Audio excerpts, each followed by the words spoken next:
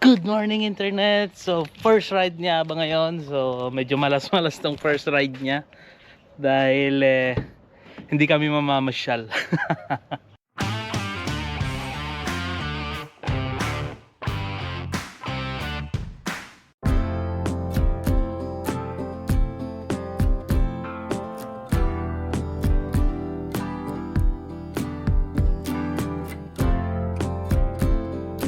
Yan, so pinapalamig ko na lang dito sa loob ng sasakyan. Then mamaya kukunin ko na si Aba.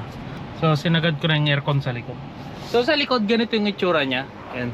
So may upuan dito. So finold ko lang. Then si Aba dito. So may sa kanya yung halos kalahati ng sasakyan sa kanya. And isa pa pala, so hindi mo na pala kailangan mag-check ng mga hangin ng gulong sa labas.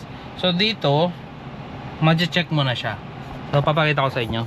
So ito yung button niya. Ito. Tapos makikita nyo na dito yung PSI ng gulong. So current trip. So ito yung compass. And next, oh, ito na. Tire pressure. So kailangan muna nating mag-drive para makita natin. So ganun lang kadali dito. Walang kahirap-hirap tong sasakyan na to. So masasabi ko tong sasakyan na to, sasakyan ng tamad.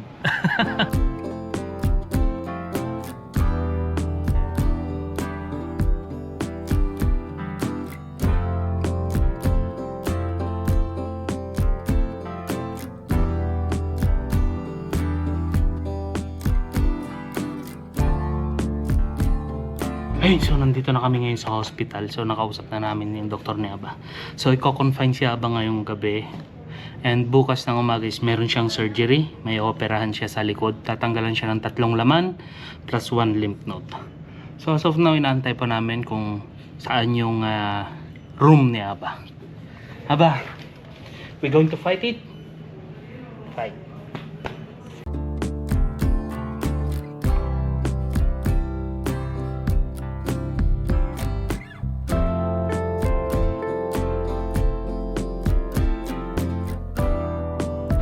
So kung nakikita nyo, dito sa may lobby nila is merong mga lumang jar.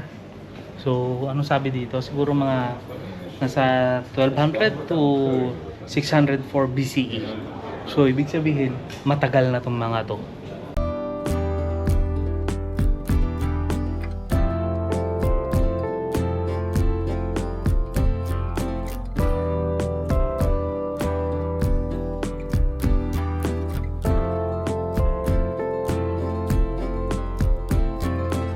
Ayun, so nandito na kami ngayon sa room ni Aba. So ako na yung nakaupo sa may wheelchair niya.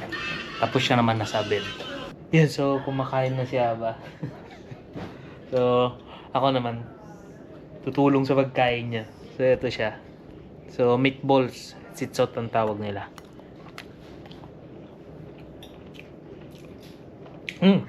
Ang sarap. Yun, so nasa daan kami ngayon ni Aba. So ita-transfer siya mula dun sa room niya papunta sa may sa doktor niya. So ganito dito. Meron silang sasakyan ng pasyente. Oh.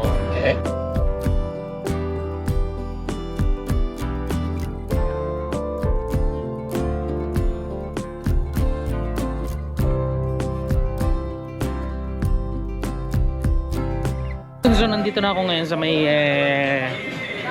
cafeteria nila dito. So maliit lang to. Meron pang cafeteria dun sa baba pero siguro ayoko na lang puntahan yun. Pero dito na lang. So dito may burekas sila. So bumili na lang ako ng burekas, then sandwich na lang para kay Aba.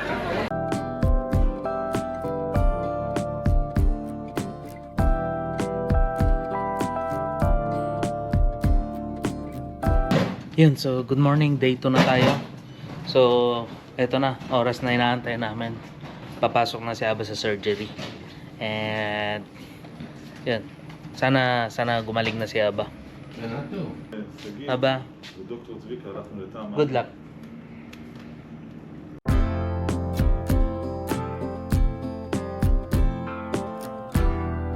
So habang nasa loob na si Aba, so titingin ako anong masarap na breakfast. Pero dito kasi puro pastry na naman.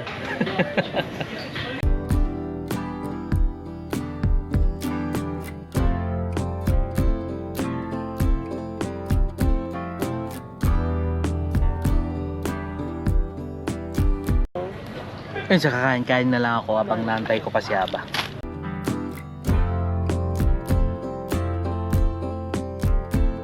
Five. Okay, 1, 1:30. 3. Okay, Mia. Okay. Yun, so nakakita ko dito ng mga prutas. So meron din sila dito mga blueberry, rimonim, saka ayun, lychee. So masarap yung mga to. So bumili ako para mamaya pag gising ni Aba from surgery is makakainom na siya. Ayan. Mas maganda pa rin yung prutas na inumin niya after ng surgery. And yun. So buti na lang nakabili ako 135. 3 is for 100 pero wala kaming fridge sa room kaya isa lang muna ang binili ko. Hindi naman nila mauubos yan, maglalabas din naman sila mamaya ng mga frozen. Yun, so yan, abang-abang na lang tayo kung anong resulta kay Aba. Sa pagkakaalam ko mga abutin ng mahigit 2 oras kay Aba dahil 2 lymph node na raw ang tatanggalin sa kanya. So sa kilikili niya dito sa may bandang left. Yan. Sa abang ko na lang si Aba. So eto si Aba doon. So sa number 2 siya. So yan, sa recovery na siya. Yan. So konting oras na lang makakalabas na siya. Nasa recovery siya. So kinausap kami ng doktor niya. Sabi na tanggal lahat ng mga kailangan tanggalin and smooth daw yung nangyari sa operation. Wala daw problema. Di ba? Balik na si Aba. So panalo si Aba, winner. Yeah. Yes. Winner si Aba. Winner. So okay na siya. Pwede na siyang kumain pero wala kaming foods. Waiting pa lang kami sa foods namin.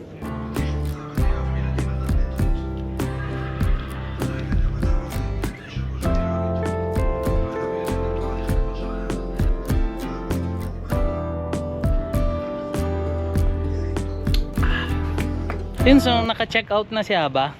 So bye-bye hospital na kami. So ang bilis lang ng proseso dito. Pagka opera mo, pwede ka na nilang i-release agad ng hapon. So dito, hapon na ba? Tingin ko mga alas 5 na. Pero ang taas pa ng araw.